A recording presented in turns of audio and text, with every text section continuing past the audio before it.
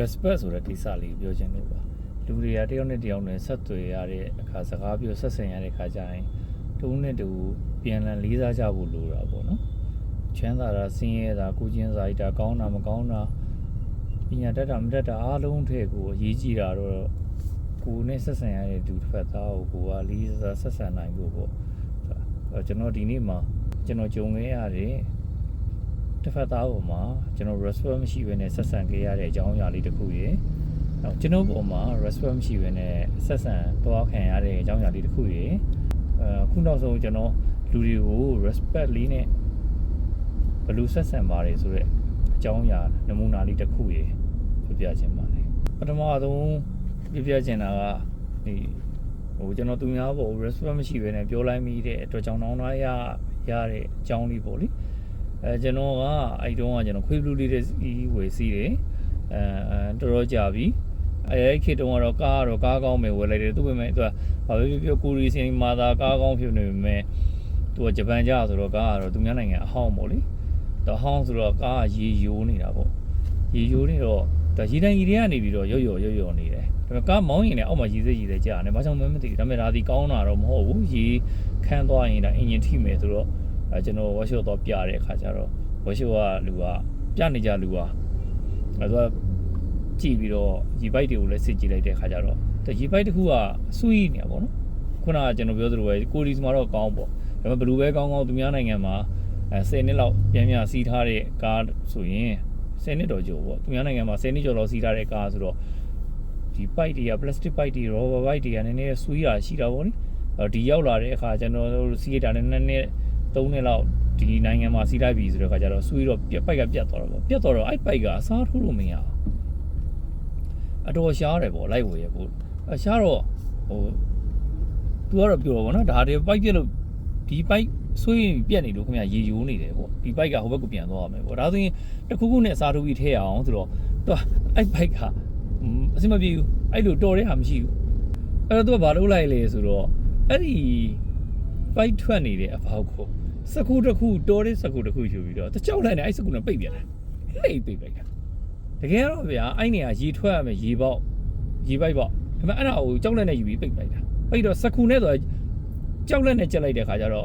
့အဲ့ပုံမှာစကူကကျက်သွားတာပေါ့ကျက်ပြီးရေမထွက်တော့ဘူးကျွန်တော်ဟာခမရအစီပြေးရမလားဟာတဲ့ခမရဒီကောင်ကရေယိုနေလို့ဖြစ်တာတဲ့ပိတ်လိုက်တဲ့ဒီကောင်ဘာမှမဖြစ်ဘူးတဲ့ဒီကောင်ဒီဘက်ကနေမသွားလေတဲ့ဟိုဘက်ကတော့နဲ့သူအစီပြေးသွားမှာပဲဆိုပြီးတော့ခင်ဗျဘယ်လောက်ပေးရမလို့မိတဲ့ခါကျတော့ကျွန်တော်9000လားမသိတောင်း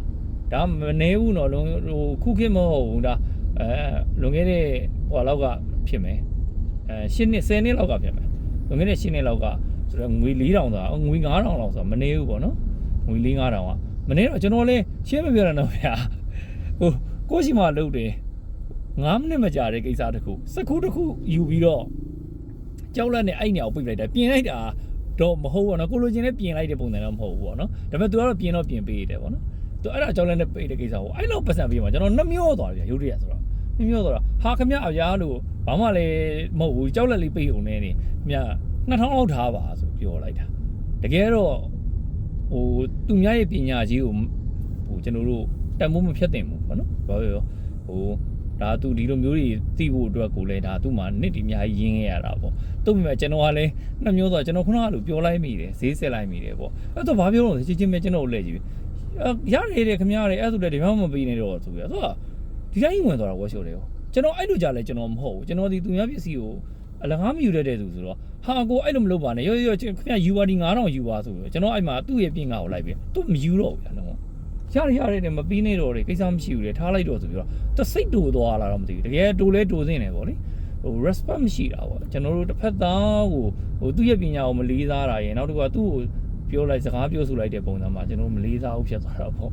သူကတော့အဲ့တော့ဘာဖြစ်တုံးဆိုအဲ့ဒီဖြစ်ကနေကျွန်တော်ချက်ချင်းမဲနောင်လာရတယ်ချက်ချင်းမဲကျွန်တော်ပြန်ပြင်ဒါမျိုးကျွန်တော်လည်းမမားခဲ့ဘူးမဟုတ်ကျွန်တော်မားခဲ့တယ်ပေါ့ကျွန်တော်လည်းမားတယ်မှားမသိတယ်ပြင်ဖို့လိုတယ်ချက်ချင်းကျွန်တော်အဲ့ကနေပြီးပြန်ပြင်ရတယ်ပေါ့နော်ဒါကတော့ကျွန်တော်ကသူများဘုံဟို respect မရှိဘဲနဲ့လုပ်ခဲ့မိတဲ့ကိစ္စလေးတခုပေါ့နောက်တစ်ခုကကျွန်တော် respect မရှိဘဲလုပ်ခံရတဲ့ကိစ္စအဲ့ဒါကဘာလဲဆိုတော့ကျွန်တော်တို့တငယ်ချင်းတွေရှိတယ်အသီးမိတ်ဆွေတွေမှာပေါ့နော်သူကရေသန်းဆက် လုပ်တဲ့ခါကျတော့ကျွန်တော်ကဝမ်းသာရတော့အပ်ပြီးတာပေါ့အဲ့တော့ကျွန်တော်တို့ရဲ့လုပ်ငန်းလူကိုပါတယ်ရေသံဘူးလေးတွေကျွန်တော်ကလုပ်ကြအောင်လုပ်တော့ရေသူစီမှာရေသံဘူးအပ်မယ်ကျွန်တော်ရဲ့လူကိုနဲ့စိုင်းနာမည်လေးနဲ့လုပ်မယ်ပေါ့ဆိုတော့ဟိုအားတဲ့ဟိုသူ့မန်နေဂျာနဲ့လုပ်ပါဆိုအဲ့တော့ကျွန်တော်ကအေးဟုတ်ပြီဆိုတော့ကျွန်တော်သူ့မန်နေဂျာနဲ့လုပ်တော့လမ်းလျှောက်တကြံလုပ်တယ်မန္တလေးမှာအဲ့လမ်းလျှောက်တကြံမှာကျွန်တော်ကဟိုပွဲမှာအဲ့တုန်းက2018ထင်တယ်အဲ့တုန်းကဟိုနေရာလေးတစ်ခုရအကျုံးဘက်မှာအဲ့ကျွန်တော်အဲ့ဘက်မှာကျွန်တော်ဝေးကျင်တာပေါ့နော်ကျွန်တော်ရဲ့ကြော်ညာရင်းတန်လန်းနဲ့ကျွန်တော်ရေဘူးတွေဝေးကျင်တယ်တော့တကြံမတိုင်းမှာလုပ်ချင်တယ်ဆိုကျွန်တော်လည်းအချိန်အနေနဲ့ကတ်သွားတာမတ်လလေလောက်မှာထင်တယ်ကျွန်တော်အဲ့လိုပြောတော့ဟိုလောက်တာဗျာဟိုကြားနေတာသိလားမပြီးဘူးဗျာကိစ္စတကူသူတို့ပါဆွဲတာလည်းမဟုတ်သူတို့ကဒီဇိုင်းဆိုင်တော့ဆွဲမယ်ပြောတော့ဒီဇိုင်းဆိုင်ကိုရောက်တယ်ပြင်လိုက်အောင်မယ်လှုပ်လိုက်တခါကြာတော့ပြန်ရောမပြီးပြန်သူအဲ့လိုတွေဖြစ်ပြန်နောက်ကြဘယ်လိုဖြစ်သွားလဲဆိုတော့အေးပဲ9ရက်နေ့လောက်ရောက်သွားတယ်တကြံတော့အတော်ကတ်သွားတဲ့အချိန်မှာကျွန်တော်ကတော့ရမယ်လို့ကျွန်တော်မြှော်လင့်တာပေါ့နော်ကျွန်တော်ဒီဘက်ကအစီအစဉ်လည်းရှိတော့ reply နဲ့မလာတော့ Viber ကနေပြောလိုက်တော့စာလည်းမလာဘူး reply နဲ့မလာကျွန်တော်လည်းမဆက်သွေးဘူးအဲ့တော့ဘာဖြစ်သွားတော့ဆိုတော့ကျွန်တော်9ရက်10ရက်နေ့လောက်ရောက်သွားတဲ့ခါကျတော့ကျွန်တော်ကသဘောပေါက်သွားမမီတော့ဘူးကျွန်တော်ကဲနေတော့အဲ့ဆိုလည်းငါမလုပ်တော့ဘူးဆိုအဲ့မှာစီစဉ်ကိုပြန်ပြောင်းပလိုက်ရတယ်ကျွန်တော်အဲ့ဒီခြေတံမှုတွေကိစ္စတွေပါတယ်မလုပ်တော့ဘူးဆိုပေါ့ပြောချင်တာကဘာလဲဆိုတော့အဲ့လိုဖြစ်သွားတဲ့အချိန်မှာသူ့ရဲ့မန်နေဂျာကအလုပ်မနိုင်လို့လားတကယ်ဆိုရင်ဝယ်သူတယောက်ကို respect အနေနဲ့ပြန်ဆက်တင်တယ်အကိုရေးစင်ပြီးရလားဘယ်လိုလေးဆောင်ရွက်ပေးရမလဲဒါမျိုးပေါ့ဟိုကျွန်တော်တို့ရဲ့အတိမိတ်ဆွေပေါ့သူ့မန်နေဂျာနဲ့လုပ်လိုက်ပါဆိုပြီးတော့ပြတ်သွားတာတကယ်ကသူ့အနေနဲ့ကကျွန်တော်တို့ကိုပြန်ဆက်ပြီးဟာကိုနိုင်ထွန်းရေးစင်ပြီးရလားဘယ်လိုဖြစ်တုံးဆိုတာမျိုးလေးမေးတင်တယ်ပေါ့နော်သူကလည်းဆက်သွယ်လည်းမလုပ်ဘူးအဲ့တော့ဘာဖြစ်တုံးဆိုတော့ကျွန်တော်တို့ဒီဘက်က customer တယောက်အနေနဲ့ခံစားရတယ် respect လည်းမရှိဘူးအဲ့ဒီမိတ်ဆွေကိုကျွန်တော်ဖုန်းလန့်ဆက်ပြီးတော့ကျွန်တော်စင်မပြေရောင်းတော့ပြောတင်တာပေါ့လေဒါပေမဲ့ပြောရင်ကြတော့လေဟိုသူတို့နဲ့လုပ်ချင်တော့မှဆက်သွယ်ပြီးလုပ်တယ်ဒါပေမဲ့အစင်မပြေတဲ့ကိစ္စယူတော့ထပ်ပြီးလိုက်ပြောနေကြကြတော့မဟုတ်သေးဘူးလေနော် respect မရှိဘဲနဲ့ဆက်ခံရတာပေါ့မကောင်းပေါ့လေအဲ့တော့ကိုခံရတာပေါ့နော်အဲ့တော့အခုနောက်ဆုံးတစ်ခေါက်ကြုံရတဲ့ကိစ္စကတော့ကျွန်တော် respect လေးနဲ့သူများကိုဆက်ဆံဖြစ်တယ်ဆိုတဲ့အကြောင်းလေးပါအဲ့တော့ဗာလဲဆိုတော့ဟိုတလောလေးကကျွန်တော်အိမ်မှာညမှာအသုံးများတော့ battery down သွားတာပေါ့ battery လည်း down သွားတယ်အဲ့တော့ inverter ဖြတ်ချပလိုက်တယ် battery အနေသွားတော့မနေ့ကျတော့ကြီးလဲလာတယ် solar လဲလာတယ်အဲ့နှစ်ခုစလုံးကလည်း battery တွေကိုဝင်တဲ့အခါ battery မှာလည်းbattery က90%လောက်ဖြစ်နေပြီဒါပေမဲ့အိမ်ထဲကိုမီးလို့ရမယ့်ကိစ္စမလွတ်ဘူးအဲ့တော့ကျွန်တော်လည်းနားမလဲအဓိကတော့ကျွန်တော်နေတဲ့နေရာမဟုတ်ကျွန်တော်ရဲ့ကိုယ်တော်မှာရှိတဲ့inverter ဆက်ကဖြစ်တာပေါ့တပည့်တွေကဒါအောင်မပြင်းအဲ့နေညကိုအမောင်ထဲမှာထိုင်းနေရမလို့ဖြစ်နေသူတို့ကပန်ကမရှိနေအိမ်ရမယ်တကယ်တော့ညဆိုပန်ကမရှိနေအိမ်ဖို့အရန်ခက်တယ်မန်လေးကဒီအချိန်မှာအဲ့တော့